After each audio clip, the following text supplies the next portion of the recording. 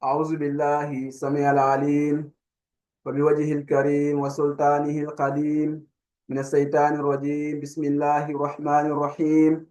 الحمد لله رب العالمين، والصلاة والسلام على سيد المرسلين وقاتم النبيين محمد وآله وأصحابه أجمعين ومن تبعهم بإحسان ودعا بدعوتهم إلا يوم الدين. ربي اسرح لي صدري ويسر لي أمري واحلل عقدة من لساني يفقهوا قولي. أما بعد، نحييكم جميعا بأفضل التحية ألا وهي السلام عليكم ورحمة الله وبركاته. So my dear brothers, welcome you back. And as we promised you in our last speech, where we were talking about Zakat al-Fitr. In the last video, we made a promise that we will come here and talk about the Sunnah act to do during Eid al-Fitr and how to pray the Eid al-Fitr and like that. And so inshallah we are here. But before we start, for the benefit of those who do not watch our last video, is that we were talking about Zakat al-Fitr. And we said Zakat al-Fitr is something that should be given out. It's a wajib upon every Muslim that have the ability to give it out. But to those Muslims that are poor, and we have to give it to those Muslims that are poor. So those Muslims that are poor do not give out Zakat al-Fitr, but we should give them the Zakat al-Fitr that we should take out from our wealth or from our food. And we say that Zakat al-Fitr is something that Allah subhanahu wa ta'ala have command people, because Allah said, "Qad aflaha man tazakka wa zakara isma rabbi fasalla." So Allah said, indeed, he who purifies himself by giving out zakat have indeed succeed. And he said, he then remember his Lord and he prayed. So this zakat that Allah subhanahu wa ta'ala is talking about here, some of the scholars they say this zakat also includes Zakat al-Fitr. And we say that when to give Zakat al-Fitr and to whom should we give it and who should give it out. And we read the hadith of Abdullah ibn Umar, where he said, the Prophet said, and Nabi sallallahu alaihi wasallam, farada Zakat al-Fitr sa'a min tamratin aw sa'an min sa'ir ala al-abdi wa hurrin wa sakarin wa unsa wa saqirin wa kabirin min al-muslimina wa amara biha an tu'adda qabla khuruj an-nas ila as-salah. So Abdullah ibn Umar said, the Prophet have commanded them to give out Zakat al-Fitr. He commanded them to give out Zakat al-Fitr. He says, son, you have to give it out from in your food that you used to live with. For example, you have to give sa. When we say sa, the measurement of sa now, if you take it in our measurement today, is what it's like 2.5 kilogram to 3 kilogram. That's how you should give out Zakat al-Fitr. It can be either in rice, dates, or any other thing that your community use, like flour or any things that your community use, and it should be like 2.5. And every person in Muslim community who have the ability to give it out should give it out. Young, old, man, woman, big, everyone, slave, free man, everyone have to give it out. And who should give it out on behalf of these young people is the head of the family. So here also, Abdullah ibn Umar said also, the Prophet have continued and told them that they have to give it out before people go to Salat al-Fitr. Before people go to what? Salat al-Fitr. So before you go for Eid prayer, before you go for Eid prayer, you have to give out Zakat al-Fitr. So this is something that's very important to know about. And in the hadith of Abdullah ibn Abbas said that also, Farada Rasulullah sallallahu alaihi wasallam Zakat al-Fitr tu'ratan lis-sa'imi min al-lahwi wal-rafasi wa tu'matan lil-masakina. It also said, Abdullah ibn Abbas further said that, فَمَنْ أَدَاهَا قَبْلَ الصَّلَاةِ فَهُوَ زَكَاةٌ مَقْبُولَةٌ وَمَنْ أَدَاهَا قَبْلَ الصَّلَاةِ وَمَنْ أَدَاهَا بَعْدَ الصَّلَاةِ فَهِيَ صَدَقَةٌ مِنْ صَدَقَتِهِ. So here, Allah ibn Abbas saying that Prophet have ordered them to give out Zakat al-Fitr because it is a means of purifying all the mistakes that we do during the month of Ramadan. And also, he's saying that it's a means of providing food to those that are poor. So Zakat al-Fitr will be given to poor Muslims, not to those that are not Muslims. And also, you have to give it not to your father or your relatives, but you have to give it to those that are poor. إنما الصدقات للفقراء والمساكين. So sadaqah is for those that are poor, so and needy. We have to give it to them, not to your family or your members. And also, he said, whoever give it out before salat, before people going to eat prayer, because he said, فَمَنْ أَدَاهَا قَبْلَ salat, فَهِيَ صَدَقَةٌ مَقْبُولَةٌ. So whoever give it out before going to prayer, it will be acceptable zakat. But وَمَنْ أَدَاهَا بَعْدَ salat, فَهِيَ صَدَقَةٌ مِنْ صَدَقَةٍ. And whoever give it out after salat is just as an ordinary charity. So this is something that's very important, and I was just summarizing. That's why I was running fast. So now today we are going to the Sunnah act to do during what? During al-Fitr. What we should do? How to celebrate it? al-Fitr. How to celebrate it? Now, the first thing to do in al-Fitr, when the day of al-Fitr is what? We have to make sure that we take bath before going to the salah, before going to prayer. The first sunnah is we have to take bath. It's not a fard, but it's a sunnah. It's highly recommended sunnah to do it. And today I will show you also. I will not only explain, but I will also show you the hadith and my proofs that I will share with you to see by yourself. And the proof is that in Muwatta Imam Malik, and let me share that with you people. Okay. Oh, mistake. Yeah. Why is Muwatta Imam Malik? This is Muwatta at the Kitab al-Idaini. Good. So this is the hadith that I want to share with you. Okay. So the hadith is like this. He said, وَحَدَثَنِي عَنْ مَالِكٍ عَنْ نَافِعٍ أَنَّ عَبْدَ اللَّهِ ibn عُمَرَ كَانَ يَحْتَسِلُ يَوْمَ الْفِطْرِ قَبْلَ أَنْ يَخْضُوَ إِلَى الْمُصَلَّى. So now here is saying that Yahya related to me from Malik, from Nafi, that Abdullah ibn Umar used to do ghusl on the day of Friday before going, on the day of Fitr before going to the place of prayer. So here now, this is a what? This is a proof that the Prophet ﷺ, before he went for Eid prayer, he ﷺ will first take a bath, and also this is what the Sahaba learned from him, and this is what they did. So this hadith is in Muwatta Imam Malik, and this Imam Malik is not in this. That Abdullah ibn Umar used to take bath before going to eat prayer. So the second thing that we have to do is that we have to wear good clothes, and also we have to apply perfume on it. And this is something that's very important, because the Prophet ﷺ, it was narrated by Jabir bin Abdullah that the Prophet ﷺ have a special clothes that he ﷺ used to wear in every Eid, and also he will wear on Friday. And Jabir ibn Abdullah كان للنبي صلى الله عليه وسلم جبة يلبسوها للعيدين يوم الجمعة عيدين ويوم الجمعة. So Abdullah ibn Abbas is saying that the Prophet ﷺ have a special clothes. كان النبي صلى الله عليه وسلم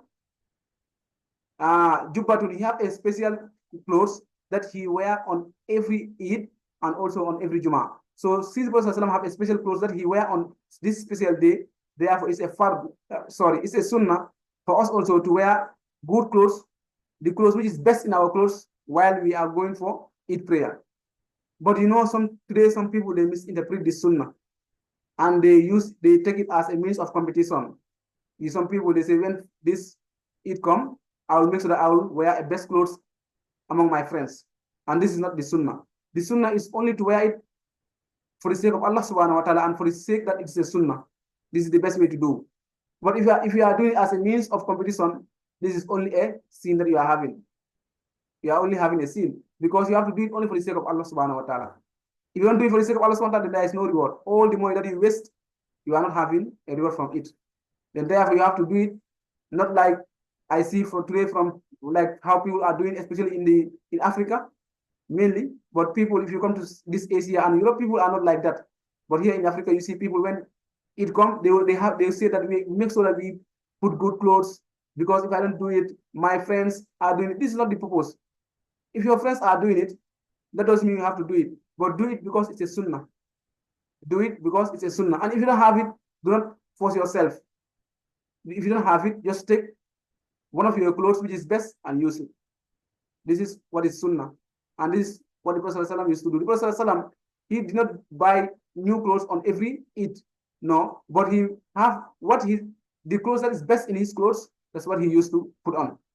As Jari Abdullah narrated, Nabi sallallahu alaihi wasallam jubbatun yalbasuha lil-eidaini wa yawm al-jum'ah. So this is something that's very important, and it's not a means of competition.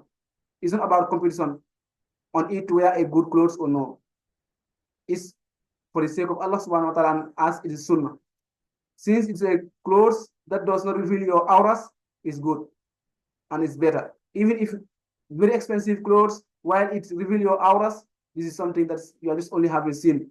As Allah subhanahu wa ta'ala said, وَاللِّبَاسُ تَقْوَى ذَلِكَ خَيْرٌ لَكُمْ. So it's very important to know that. And now the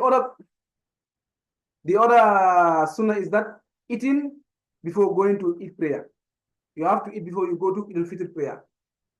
You have to eat before you go to al-Fitr prayer. And now let me say my screen with you so that you're able to see the proof of that.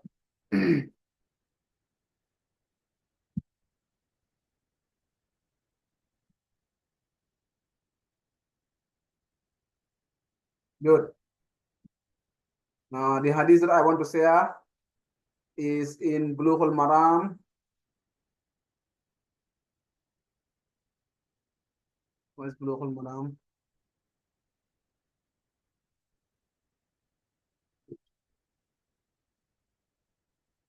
Kitab al-Salah.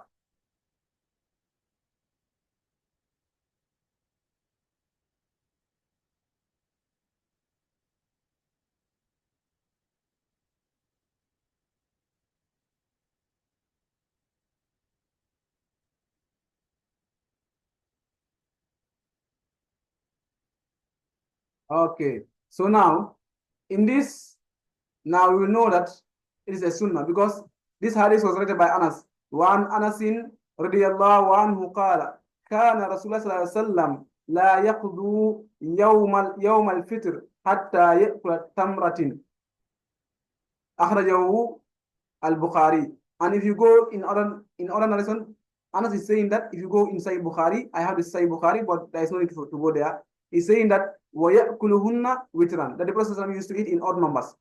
So narrated Anas, Allah sallallahu will not go out on the day of the breaking of the fast till he ate some dates, which he used to eat in odd numbers.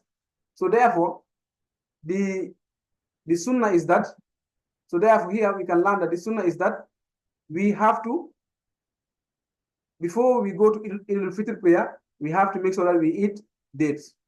Before going to eat prayer, we have to eat dates, as per the hadith of Anas bin Malik.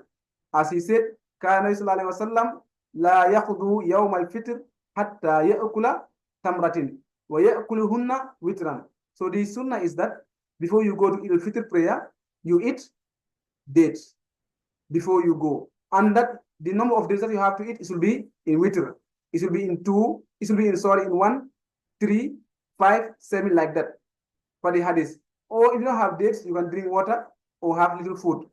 But the sunnah is not about eating, but it's about eating dates. It's not about to eat any type of food, but specifically is to eat dates. But if you don't have dates, then you can just drink water and go. Because the main idea is that to put in your mind that today I'm not fasting. You know that today is the end of Ramadan. But just imagine if you just wake up, take bath, go to pray. There is nothing that still it seems like to you are fasting. But that while you do that is something that's very, and also doing this also it will differentiate the two sunnah between Eid al-Fitr and Eid al-Adha. Because in Eid al-Adha, the sunnah is you have to go to prayer first and then come and eat. Because if we check the hadith in Bulughul Maram also, Prophet ﷺ will not eat while he is going on Eid prayer, on Eid al-Adha. Let me show you that, which brother narrated. Yeah. In Bulughul Maram, maybe hadith 10. Yeah. So we can see this in this hadith. وعن ابن بريدة عن أبيه قال كان النبي صلى الله عليه وسلم لا يخرج يوم الفطر حتى يطعم ولا يطعم يوم الأضحى حتى يصلي رواه أحمد والترمذي وصححه ابن حبان. So this hadith is saying that the Prophet used to eat before he go out for al-Fitr. And that the Prophet ﷺ will not eat in Adha. So this is the hadith which was noted by Ahmad at-Tirmidhi and Ibn Hibban authenticated this hadith. So this is what I wanted to tell you. So this is very important to know about. So now we talk about 3 sunnah. Now let's go to the 4th sunnah. The 4th sunnah is what? Is to say in the takbir. Is to say in the takbir. Because Allah subhanahu wa ta'ala, what is the evidence of that? Because Allah subhanahu wa ta'ala said, وَلِتُقُلْ حَدَّةَ وَلِتُكَبِّرُ اللَّهَ عَلَى مَا هَدَاكُمْ وَلَعَلَّكُمْ تَشْكُرُونَ. Allah subhanahu wa ta'ala here is saying that all the Mufassirin, they say that this tukabbir, Allah subhanahu wa ta'ala is saying that is during the day of al-Fitr. Because Allah said, like when we finish our fasting, then we have to glorify our Lord. Then we have to praise Allah subhanahu wa ta'ala. So therefore, the sunnah is that we have to be saying, Allahu Akbar, La ilaha illallah, Wallahu Akbar, Walillahil hamdu. So this is sunnah that we have, this is the takbir that we have, that we should be saying. Allahu Akbar, La ilaha illallah, Wallahu Akbar, Walillahil hamdu. Walillahil hamdu. So this is the takbir that we have to say. Allahu Akbar 2 times. Then you say La ilaha illa in the middle. Then you say Wallahu Akbar, Walillahil hamdu. So this is the sunnah and this is takbir that we should do because Allah subhanahu wa ta'ala has ordered us to praise Him. وَلِتُقُلْ حَدَّةَ وَلِتُكَبِّرُوا اللَّهَ عَلَى مَا هَدَاكُمْ وَلَعَلَّكُمْ تَشْكُرُونَ. So now we go to other sunnah. So I want to make it fast to not to make the video too long. So the other sunnah is what? We have to be walking to the Eid prayer. The Eid prayer ground, taking different route back when coming back. So the sunnah is not to ride on your motorbike. This advice will be particularly for those that like motorbike, that like vehicle, they feel lazy to walk. This is something that's not the sunnah. But the sunnah is when we are going for Eid prayer, especially in Adha and Eid Fitr, we have to walk. That is the sunnah. And also when we are going, when we after we finish our prayer, then we have to take different way. The route that we take when we are going, it will be different from the route that we take when we are coming back home. So this is the sunnah. Let me show you. Let me say the proof with you. Yeah. Let's check the Bulughul Maram Hadith 421. Bulughul Maram Hadith 421. So this is the Hadith. وعن جابر رضي الله عنه قال كان رسول الله صلى الله عليه وسلم إذا كان يوم العيد خلف الطريق. That is Jabir ibn Abdullah that on an Eid day, Allah sallallahu alaihi wasallam will return by a different route from the one he had taken when going out for the Eid prayer, reported by al-Bukhari. So therefore, the sunnah is the sunnah is to walk. And if you walk, when you are coming, the route that you take should be different from the route that you are coming back. The route that you take to go to al-Fitr should be different when you are coming back. So this is the sunnah. Because Jabir ibn Abdullah said that Nabi sallallahu alaihi wasallam إذا كان يوم العيد خلف الطريق. So it's very important to do that. But let me show you the evidence that shows that to walk is fard. To walk to go to Eid prayer is sunnah, not fard but sunnah. Yeah. And the hadith was read by Ali ibn Abi Talib. Yeah. Ali ibn Abi Talib. Yeah, is here. وعن علي رضي الله عنه قال من السنة أن يخرج إلى العيد مسيا. So Ali ibn Abi Talib said that, and of the sunnah is that when you are going for Eid prayer, you have to walk. Rawahu Tirmidhi wa hasanahu. And this is reported by Tirmidhi, and he said that the hadith is something that's good hadith. So therefore the sunnah is to walk. And also is to walk and not to ride. Or if the place is very far from you, then you can ride until you come very close to the place. Then you park your motorbike at some place, and then you walk for a short distance to just have this sunnah and to have this barakah. And also when you are going back home, you have to take different route. So I think this is something that is very clear. This is something that is very clear, my dear brothers. So now, let's just summarize this point. Is that the sunnah is that when we are going for Eid prayer, we have to walk. Because Ali ibn Abi Talib said, "Min as-sunnati an yakhruja ila al-Eid masiyan." The sunnah is that you have to walk while you are going to eat prayer, and and also you have to take different route when you are coming back. The way that you take while you are going should be different from the way when you are coming back. Because of the hadith of Jabir ibn Abdullah, he said, "Kana sallallahu alaihi wasallam iza kana yawm al-fitr, yawm al-Eid, khalafa tariqi, or khalafa tariqa," that he take different way. So this is the sunnah. Now we have narrated now 5 sunnah. Now we are going to our 6th sunnah. And the 6th sunnah is what? Performing the Eid prayer in congregation. The sunnah is that you have to perform the Eid prayer in congregation, not individually. And this Eid prayer should be performed in what? In open field, in open place, not in masjid. If you have an open place, it's better to do it. But if you don't have an open place, then therefore you have to place it in masjid, and there is no problem in that. And inshallah, let me show you that hadith that are talking about performing Eid prayer in congregation. I think there is no need for me to just say that. But let me just go to other one. The other one is that now, while we are going to Eid prayer also, I told you when we are going, we have to be keeping on saying the takbir. Allahu Akbar, la ilaha illallah, Allahu Akbar, wa lillahi alhamd. We have to be saying that while we are going to pray. And when we come, while the Imam does not come, while we sit down, we have to be saying that Allahu Akbar, la ilaha illallah, wallahu Akbar, wa lillahi alhamd. So we have to be saying that. Which time we have to say that? From the time we see the moon up to the time we finish our prayer. So once we finish our prayer, then that is the time we will stop. It's different from Eid al-Adha. In Eid al-Adha, you have to say that, and even Ayam Tasriq, even after the Eid al-Adha prayer, you have to continue doing that for 3 days, the takbir. But it's different from Eid al-Fitr. And also, in Eid al-Fitr, in both of the Eidaini, there is no iqama, there is no azan, and there is no announcement. You have to just know the place, and then therefore go to that place and pray. No Assalamu alaikum, please come, this is the place, we have this time. No, there is no need for announcement. Just maybe before everyone know that this is the place. So therefore everyone have to go on time before that place, and then sit there and wait for the Imam, and when the Imam come, the Imam will stand and they pray. So now this is how we should pray for it. And let me show you some of the hadiths that are talking about that.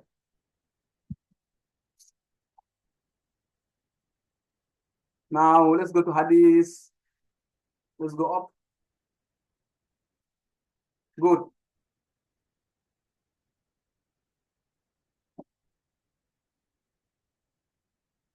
Yeah, let's see this hadith. So now, in this hadith, I will talk about on how to perform the Eid prayer. And you know, in the Eid prayer, there are a lot of things that we have to know. That is, first, you have to be prayed in congregation. Because the Prophet ﷺ, the hadith was written by Atiyah, that the Prophet ﷺ said, the Prophet ﷺ have ordered them to bring even the woman, whether they are young, whether they are old, and even those are on menstruation, they have to come and attend the Eid prayer. So this will tell you that the Eid prayer is what? It's a fard.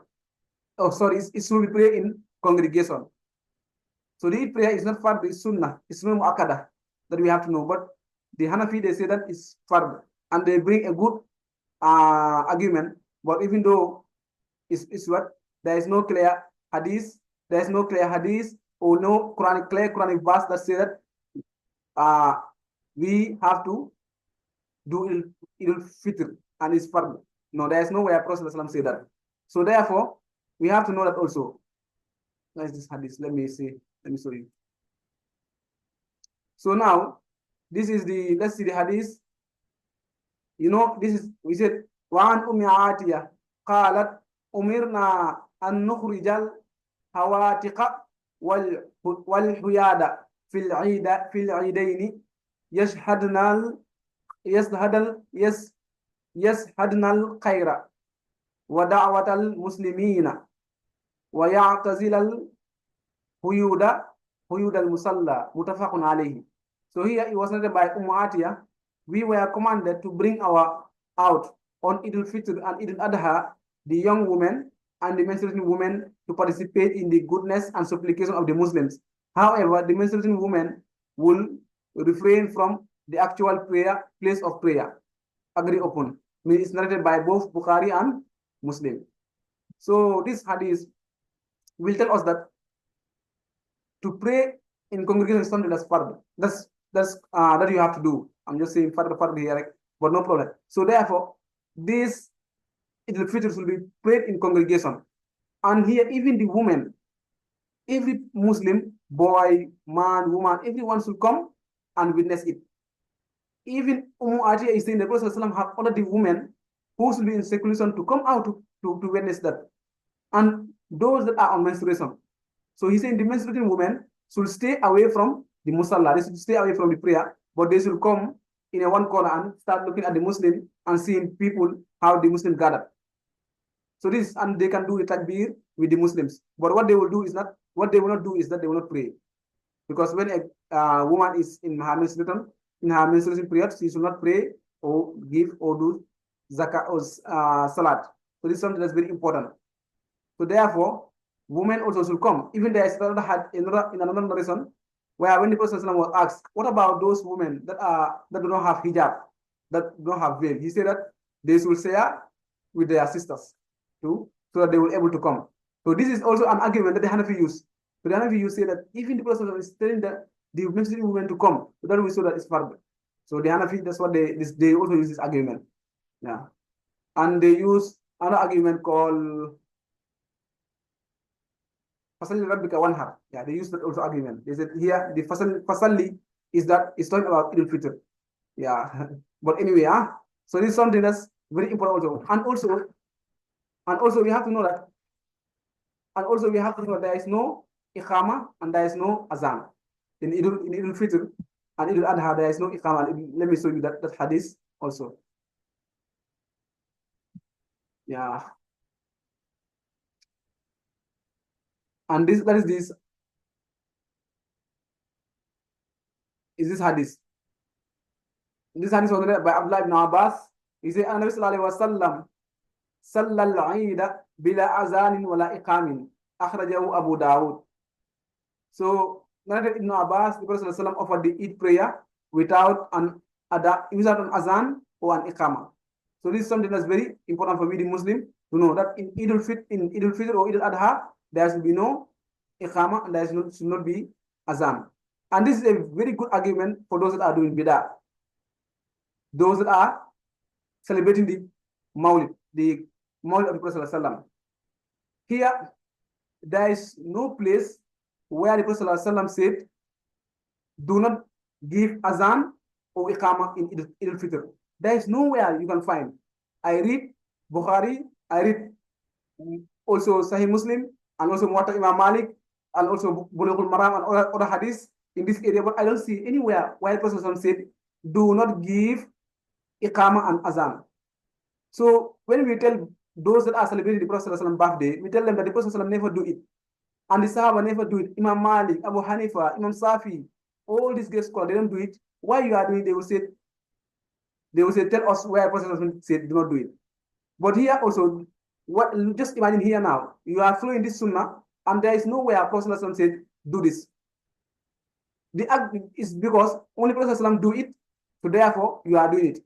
So therefore, what Prophet left and don't do it, so there is no need for you to do it. So in this hadith, there is nowhere Prophet said, do not give azan and don't give iqama. He don't do it, so you should not do it. And once you are doing it, we'll say to you that you are doing bid'ah because Prophet don't do it. Don't ask us where Prophet said don't do it. Because for some, when we tell them Prophet don't do Mawlid, they will tell us that where the Prophet said don't do Mawlid. But here also Prophet don't do iqama and don't do azan. But there is nowhere he said don't do it. But the fact that he don't do it, we don't do it. So the same thing also in Mawlid. Prophet don't do it, so there is no need for us to do it. So this is something that's very important to know. And now we'll go to when we come to the Eid prayer in open place, we should not do nawafil, we should not do extra salat. Because there is also a hadith. Let me just show you that hadith also, hadith 439. Yeah, is this hadith? And this hadith was narrated by Abdullah ibn Abbas, one Ibn Abbas, and the Nabi sallallahu alayhi wa sallam salla yawm al-Eid rak'atayn lam yusalli qablaha wala ba'daha. Akhrajahu as-sab'a. And when Ibn al-Asqalani says sab'a, it means that Muslim, Bukhari, Tirmidhi, Ibn Majah, Ahmad, and Nisa'i, this is what he means them. So here is saying that the Prophet ﷺ offered 2 rak'ah on the day of Eid and did not pray before or after Eid. So therefore, when you come to an open place, the Sunnah is you should not do any prayer. When you come, just sit down. And when the Imam pray the salat and give khutbah, then after that, there is no need for you to pray again. So this is the Sunnah that we should do. But when the al-Fitr is being organized in the masjid, then when you come inside, you have to pray. Why? Because you have to do tahir al-masjid. That's the prayer you should do. But it's not because that you are doing it because it's Sunnah or no. But that one is because you are doing it for greeting of the masjid, tahir al-masjid. Yeah, something that's very important to know also. And now we will go to other Sunnah. That is, when the Imam comes, the first thing that you will do is what? You will do the what? You will do the prayer first, then after you do the khutbah. Not like Juma. It's not like Juma. The Juma is what? The Juma is what you will do khutbah first, and then you pray. But here in Eidain, what you will do first is to what? Is to pray, and after pray, you have to what? You have to give khutbah now. That's how it goes. And to listen to the khutbah is not fard. If you want, you can do it, because if you want, you don't do it. Because if you read the hadith of the Prophet, that's what he used to do. He tell them that if anyone want to go, he can go. If anyone want to sit and listen to the khutbah, you can sit down and listen to the khutbah. There's no problem in that. And now let's see that hadith that is talking about to khutbah first, then after. Let's go to the hadith that speak about we have to pray first, then we khutbah. So the hadith is here. One Ibn Umar, كان النبي صلى الله عليه وسلم وأبو بكر وعمر يصلون العيدين قبل الخطبة متفق عليه. So this hadith will tell us that you have to do the khutbah first, then after the khutbah, then you have to then pray. So now let's talk about on how you pray. How can you pray? So the Eid prayer is 2 rakah. Is 2 rakah. And the first rakah consists of what? 7 takbir. And the second rakah consists of 5 takbir. And in the first rakah, you should recite Surah Qaf al-Quran al-Majid. And the second rakah, you should recite Surah al-Khamar. So this is something that's very important. اقتربت الساعة. اقتربت الساعة وانساقت القمر. Yeah. So this is the surah that we have to recite. These are the 2 surahs. First rakah consists of 7 takbir, and the surah that you should recite is supposed to be Fatiha, and then Surah Qaf al-Quran al-Majid. Then the second rakah, you should do 5 takbir, and the rakah that the surahs you have to recite is Fatiha and that Surah Qamar. So it's something that's very important to know about. Let me show you that. Okay.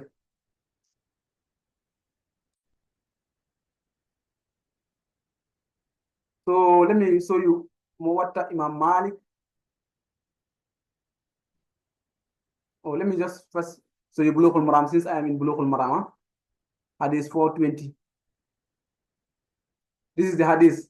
وعن أبي وقيد الليثي قال كان النبي صلى الله عليه وسلم يقرأ في الأضحى والفطر بقاف واقتربت. That is Surah Al-Qamar. أخرجه Muslim. So here the Prophet Abu Waqid al-Laythi said the Prophet used to recite on Eid Adha and Eid al-Fitr Surah Qaf chapter 50 and Surah Al-Qamar chapter 54. So this is the Sunnah, and this is the surahs that you have to recite. And also, the same thing happens if you go to Muwatta Imam Malik. go to Muwatta Imam Malik. Where is it? Yeah, Muwatta Imam Malik.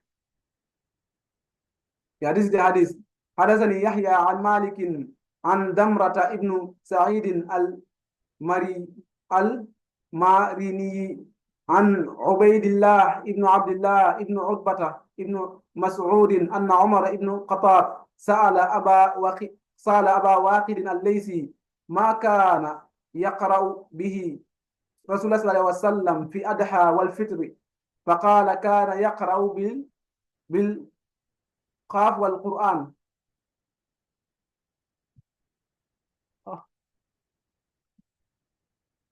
I think there is mistake here. It will be قاف والقرآن المجيد واحتربت الساعة وانساق القمر. So here related to me from Malik, from Damra ibn Sa'ib al-Mazini, from Ubaydullah ibn Abdullah ibn Ubayd ibn Mas'ud, that Umar ibn Khattab asked Abu Waqis al-Laysi what the Messenger sallallahu alaihi wasallam used to recite in the prayer. In the prayer of Eid al-Adha and Eid al-Fitr, he said he used to recite Qaf, Surah 50. Oh, no, that's a mistake also here. This one is also a mistake. It should be Surah Al-Qamar. This one. It should be Al-Qamara, not Insaqh. It should be Surah Al-Qamar, which is 84. Yeah. So it's also very something else we have to know. These are the two surahs that we recite. But there is also some result that said Surah A'la, there's Bismillah Rabbikal A'la, and Surah Qasiyah also. So you either recite Surah Qaf, that is Qaf al-Quran al-Majid, and Surah Al-Qamar, Wansaq al-Qamar, Ikhtar al-Sa'a, Wansaq al-Qamar. So, or you recite Surah A'la, so Bismillah Rabbikal A'la, or Al-Ataka Hadisul Qasiyah. So these are the four surahs that you either choose any of them. And these are the sunnah that you have to do. So now, let me show you how many takbirs. Yeah. Let me show you that hadith. Yeah, I forgot to show you that. Say.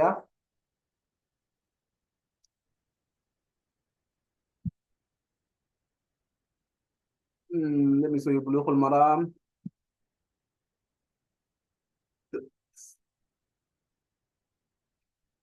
Okay, Book of Prayer.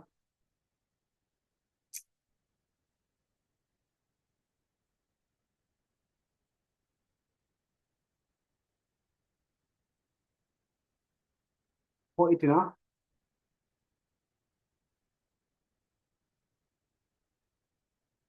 Yeah, this is the hadith. عن عمران ابن سعيب عن أبيه عن جديه قال النبي صلى الله عليه وسلم التكبير في الفطر 7 وفي الأولى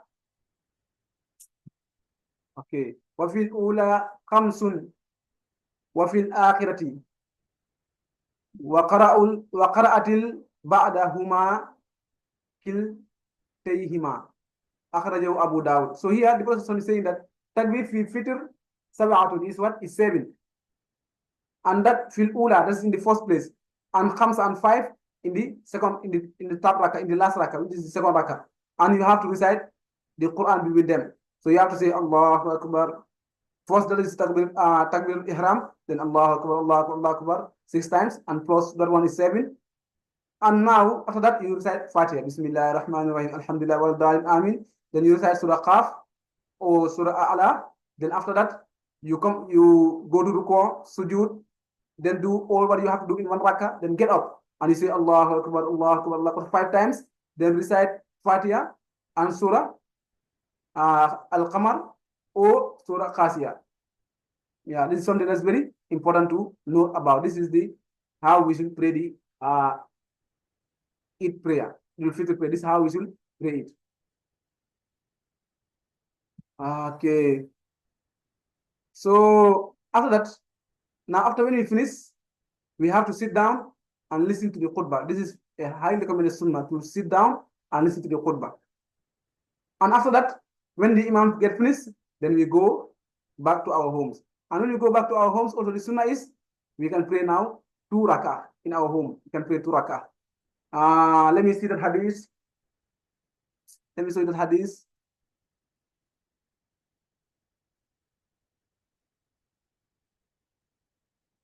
Yeah, is this one. وعن أبي سعيد قال كان رسول الله صلى الله عليه وسلم لا يصلي قبل العيد شيئا فإذا رجع إلى منزله صلى ركعتين. You see, Raw Ibn Majah بإسناد حسن. So you see this. This means that the Prophet ﷺ.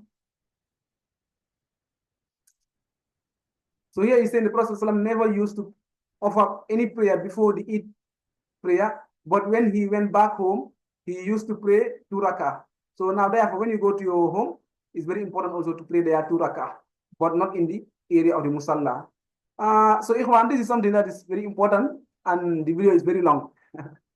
So now, I think I can stop there. But there's one mas'ala that I want to remind people. I'm very even tired now. I know that I'm hungry, and the time is almost 11 now. So, and I have to go to some place, huh? Now, there is something that I want to remind people that, for example, if today is Eid, some people, they saw the moon, while for me, I don't see the moon, and, I fast until Asr. And now someone come and tell me, hey, Akhi, you are fasting. I said, yeah, I'm fasting, brother, because I don't see the moon. He said, I see the moon, and everyone in this place, they are eating, they are enjoying. So what I should do that is that I also have to break my fast. I should not say, since I come to this time, let me just wait and finish, and I will have more reward. No, you have to. Even if you at that moment, if you continue your fast, you just have sin, because it's not good for you to fast on the day of Eid. Ikhwan fillah, I would like to stop here. Wa akhiru dawana alhamdulillahi rabbil alameen. May Allah subhanahu wa ta'ala accept all the deeds that we do during this month of Ramadan, and all the blessings that this month encompasses. May Allah subhanahu wa ta'ala give it to us. May Allah subhanahu wa ta'ala forgive us all our mistakes that we do during this month of Ramadan. And this iman that we have in this month, may Allah subhanahu wa ta'ala enable us to keep it. May Allah subhanahu wa ta'ala enable us to continue with it, not for it to be disappeared just immediately on the first day. This is something that's very dangerous. وبعد السلام عليكم ورحمة الله وبركاته. Eid Mubarak. تقبل الله منا ومنكم in future.